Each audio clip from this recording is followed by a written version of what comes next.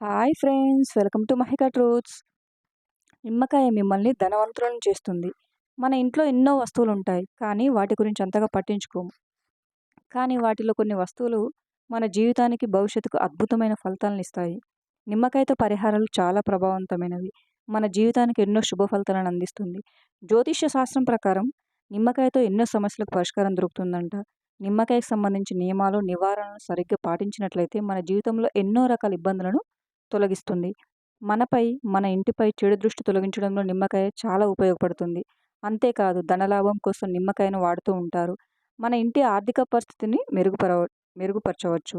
మీరు కష్టపడి పని చేసినా కూడా మీ పనిలో విజయం సాధించలేకపోతే నిమ్మకాయలో 4 లవంగాలు గుచ్చి హనుమాన్ ఆలయానికి తీసుకెళ్లి శ్రీ హనుమంతుడికి సమర్పించండి. తర్వాత హనుమాన్ చాలీసా పఠించండి.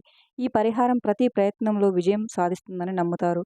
నిమ్మకాయలంటే శక్తి స్వరూపిణి అయిన పార్వతీదేవికి చాలా ఇష్టం. నిమ్మకాయలతో చేసిన దండను పార్వతీదేవికి సమర్పిస్తే మీకు ఐశ్వర్యం ప్రాప్తిస్తుంది. మీ ఇంట్లో తరచుగా డబ్బు నష్టంతో బాధపడుతున్నట్లయితే నిమ్మకాయను ఇంటికి 4 మూలలలో 7 సార్లు తిప్పండి. తర్వాత ఏకాంత ప్రదేశానికి తీసుకెళ్లి 4 ముక్కలుగా చేసి 4 దిక్కులకు నిమ్మకాయ ముక్కను వేయండి. ఇలా చేస్తే మీపై చెడు దృష్టి పోతుంది. మీ ఇంట్లో ఆర్థిక కష్టాలు తొలగిపోతాయి. వ్యాపారంలో పురోగతి కోసం ఆదివారం రోజు 5 నిమ్మకాయలను కోసి వాటిలో కొన్ని నల్ల మిరియాలు, కొన్ని ఆవాలు వేసి మీ కార్యాలయంలో ఉంచండి. మరుసటి రోజు ఉదయం ఈ వస్తువులన్నీ తీసుకొని ఏకాంత ప్రదేశంలో వేయండి. ఒక గాజు గ్లాసులో నీళ్లు పోసి బాగా పండిన నిమ్మకాయను వేసి మీ ఇంటి ఈశాన్య మూలలో ఉంచండి.